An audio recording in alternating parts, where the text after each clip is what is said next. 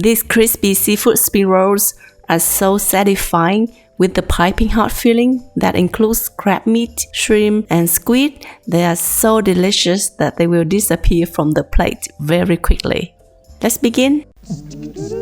Oh yeah! Helen's recipes. Firstly, peel the skin and the innards of the squid and then dice. And prawns, remove the black line if any, and then finely dice. Mince the green onion and garlic. Peel and dice the carrot.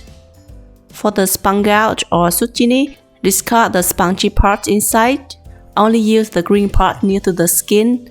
Finely dice and then quickly blanch in hot water together with the carrot to maintain the color and crunch.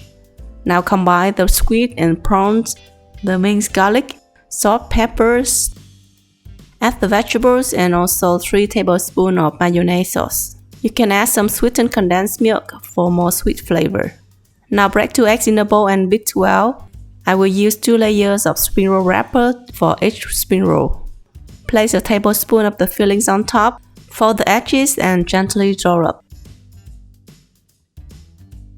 Heat vegetable oil until bubbles appear around the chopstick and gently drop in the spring rolls. Make sure you fry right after you roll so the wrapper won't get too soggy. To make the roll stay crispy longer, I dip the fried spring roll in a bowl of beaten eggs and roll over some flour.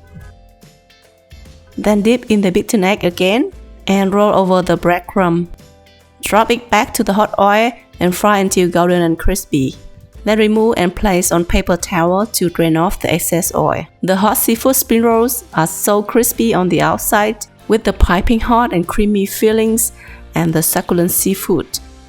So good. It will taste the best with a bowl of chili sauce at the side. I wish you success with the recipe. Don't forget to like and share this video with your friends. Subscribe to my channel for more amazing Vietnamese food. I will see you there next time. Bye bye!